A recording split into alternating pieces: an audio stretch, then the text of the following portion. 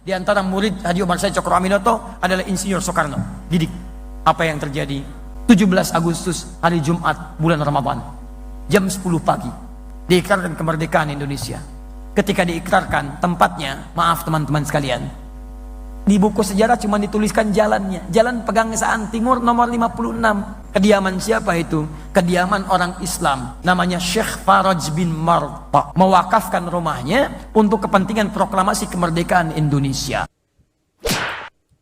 Tahun 1323 Hijrah. Berkumpullah kemudian di Tanah Abang dan Krukut sekarang. Krukut, wilayah Jakarta. 4 orang ulama. Ada Said Al-Fakhir, ada Said Abdurrahman, ada Said Muhammad, ada Said Sehan. 4 orang. Kumpul di situ merumuskan. Kita ini kenapa ya? Sudah 300 tahun kurang lebih. Kita tidak bisa mengatasi penjajahan Belanda. Kalah terus. Apa yang kurang? Dirumuskan oleh ulama. Oh, kita ini berjuang terpecah-pecah, tidak bersatu. Kita kalah di pendidikan, kita kalah kemudian di sini, kalah di sini, kalah di sini. Kalah dalam logistik, maka kita harus bersatu.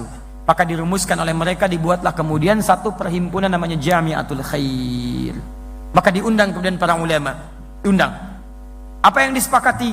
Kita harus sepakat bikin pendidikan yang berkualitas. Bersatu dalam hal ekonominya, perdagangannya. Bersatu dalam hal ilmu politiknya. Maka disepakati berkumpullah kemudian 6 tahun dari situ. Tahun 1911. Untuk pendidikan diundang seorang alim besar. Alim minal ulama. Namanya Syekh Ahmad Surkati. Yang berasal dari Sudan. Sur artinya ahli. Kati artinya kitab. Rajin dengan kitabnya.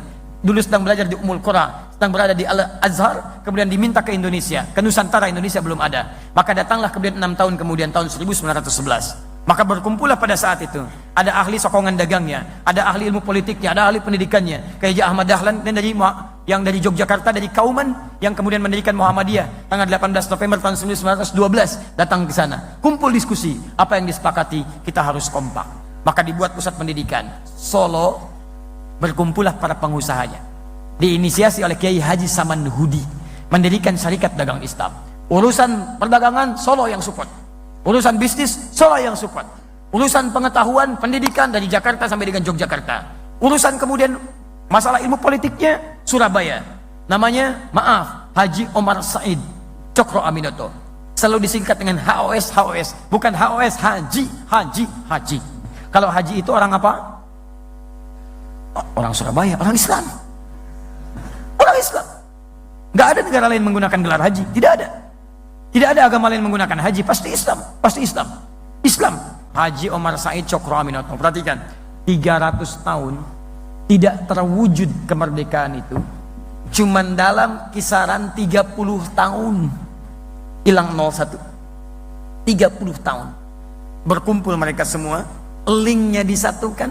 Solo menghimpun para pengusahanya, support untuk kemerdekaan Indonesia. Perhatikan, Jakarta, Jogja kasih pendidikan yang bagus. Sampai sekarang Jogja dikenal dengan kota pendidikan.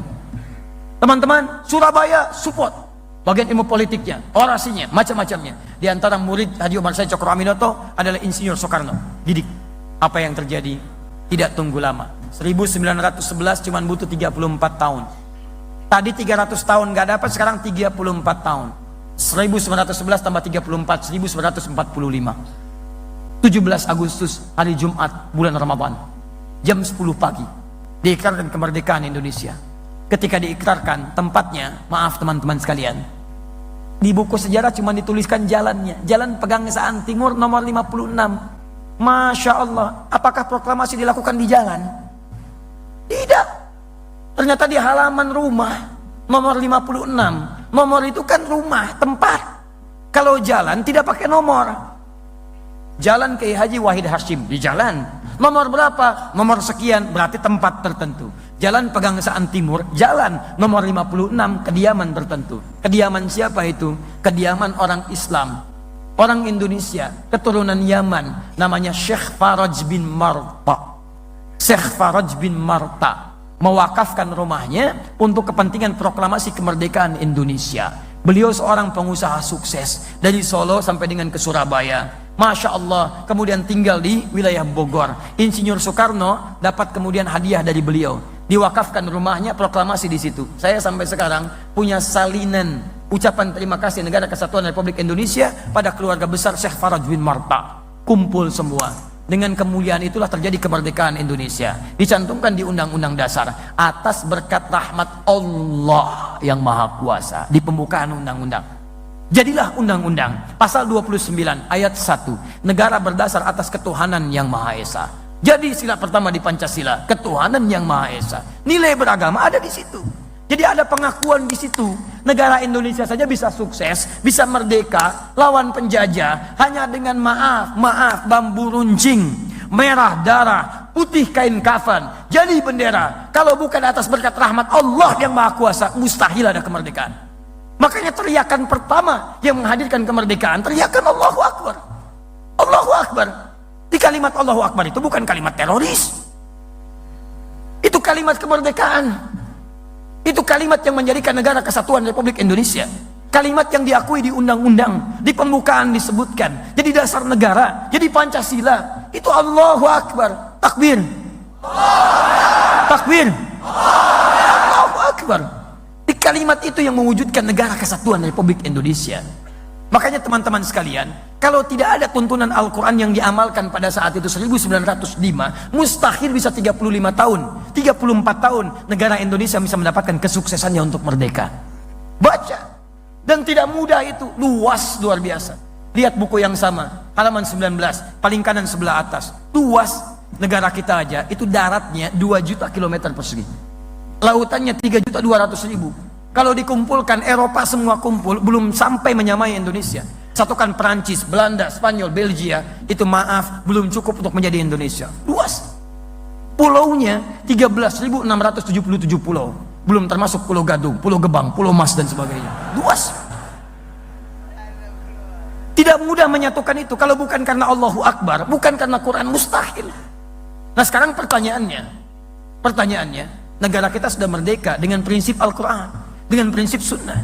Dibawa bahkan utusannya ke Yogyakarta. Silahkan cek di Museum Yogyakarta. Utusan dari Turki datang menyampaikan 2 sifat. Satu bendera warna hitam dengan bertuliskan La ilaha illallah sebagai perlambangan Ka'bah, manhaj Al-Quran.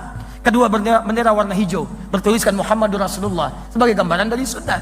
Jadi negara ini dibawa dengan prinsip Al-Quran, dengan prinsip sunnah Nabi sampai ke kemerdekaan. Tinggal kita sekarang bagaimana mengisinya. Masalahnya ada kalangan-kalangan tertentu dari dulu, dari kalangan orientalis, dari kalangan orang-orang yang tidak suka Indonesia mencapai kemerdekaannya. Mereka tahu sumbernya dari Quran, mereka tahu sumbernya dari sunnah. Makanya antum dijauhkan dari Al-Quran dan sunnah. Antum dijauhkan jauh dari Al-Quran. Silakan cek, hanya baca.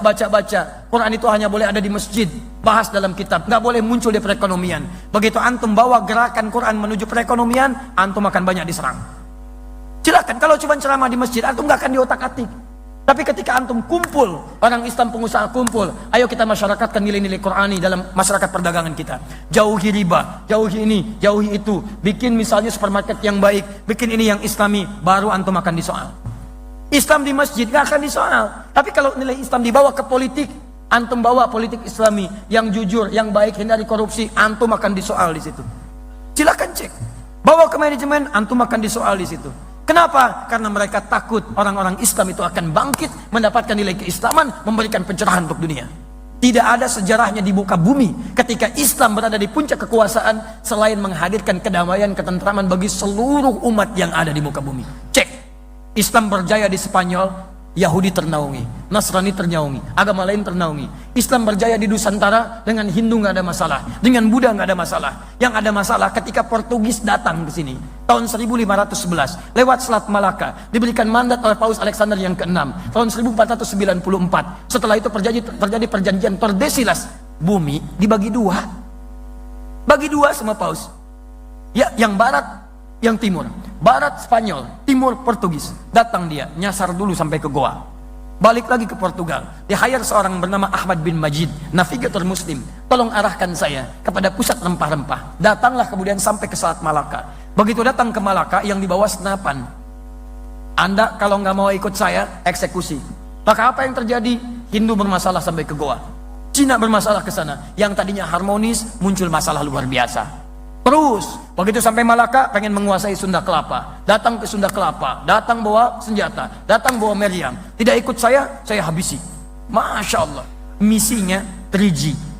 Sekarang sudah 4G. Dulu 3G. Gold, glory, and gospel. Begitu datang bukan cuma gold, kuasai rempah-rempah emas. Glory, bawa kemenangan, ekspansi. Lihat, dulu Islam datang cuma membuka fatah, tidak mengekspansi. Yang mundur, maju. Terbelakang, jadi paling depan. Punya pengetahuan. Islam, lihat, masuk ke Spanyol, berjaya. Masuk ke Palestina, berjaya. Masuk ke Nusantara, berjaya. Nggak ada yang diusir, biasa aja. Cuman ahli sejarah belakangan, maaf, merubah nilai sejarah itu sehingga anak-anak sekarang tidak tahu. Perhatikan anak-anak zaman now tuh, ketika mereka belajar tentang sejarah, jauh. Coba lihat, uang 1000 itu, di uang 1000, siapa yang tergambar dulu di uang 1000? Kapiten Patimura. Siapa nama aslinya? Thomas Matulesi. Dari mana antum tahu Thomas? Kalau disebutkan Thomas, yang terbayang apa? Oh, jangan langsung ke situ aja. Thomas bisa kereta-keretaan, mobil-mobilan, kan? Ada Thomas, kan? Masya Allah, badminton, piala Thomas dan sebagainya. Ada. Tapi umumnya kalau dikaitkan dengan keyakinan, itu non-muslim. Dari mana bisa jadi Thomas? Namanya Ahmad. Jauh-jauh Ahmad jadi Thomas. Namanya Ahmad Lusi. Seorang kiai, punya pesantren, berjuang melawan ekspansi, sampai kemudian dieksekusi. Kok tiba-tiba jadi Thomas? Dari mana Ahmad jadi Thomas? Teman-teman sekalian coba cek lagi. Sejarah kita itu banyak yang tertukar. Ada putri yang tertukar, ada menteri yang tertukar, ada sejarah yang ditukar. Nah, itu masalahnya. Karena kita nggak belajar sejarah dengan benar, kita sudah sejarahnya dipalingkan, Qurannya dijauhkan. Coba silakan cek. Kenapa para ulama berjuang di Jakarta? Karena dulu saat Portugis datang ke Jakarta menguasai, itu kemudian Sunan Gunung Jati, Syarif Hidayatullah menugaskan menantunya. Namanya Fathullah. Fathullah yang menikah dengan anak perempuannya Sunan Gunung Jati. Sunan Gunung Jati itu anaknya dari Syarifah Mudaim. Syarifah Mudaim itu menikah kemudian dengan Syarif Abdullah. Syarif Abdullah itu orang Mesir, seorang ulama.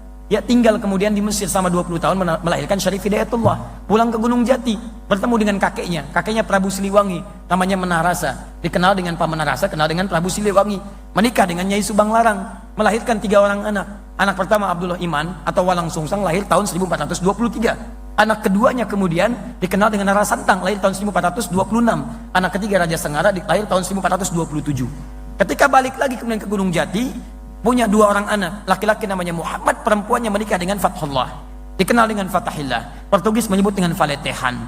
Ketika Jakarta, saat itu belum Jakarta namanya, baru Sunda Kelapa, dikuasai oleh Portugis, datang ke situ, hantam sana sini, ditugaskan, kamu berjihad ke sana, jihad, buka Jakarta, bebaskan, ambil wudhu, sholat, himpun pasukan, datang, hari Jumat selesai, di bulan Juni. Teman-teman sekalian, 1527 datang ke situ, selesai Jakarta, lalu bersyukur kepada Allah. Saat bersyukur itulah kemudian mereka ingat Quran surah ke-48 ayat pertama, Inna fatahta laka fatham mubina. Fatham mubina dirubahlah kemudian Sunda Kelapa Batavia menjadi Fatham mubina. Fatham mubina kalau dalam bahasa lokal disebut dengan Jayakarta, disingkat jadi Jakarta. Di nama Jakarta itu bahasa Al-Quran. Sampai sekarang hari jadi Jakarta itu, hari jadi yang diperingati, itulah hari pertama kali Jakarta dibebaskan oleh Fathullah dari kungkungan Portugis. Itu teman-teman sekalian, itu kalimat-kalimat Allah. Jakarta dibuka dengan kalimat Allah, Indonesia merdeka dengan kalimat Allah. Kalau ingin sukses, kalimat Allahnya bagaimana? Kembali ke Quran.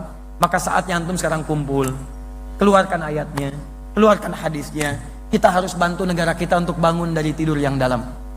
Jadi antum gak usah macam-macam lah. Kita bantu aja negara kita ini. Sebab yakin kalau semua kembali kepada Quran, negara ini akan tenang kehidupannya.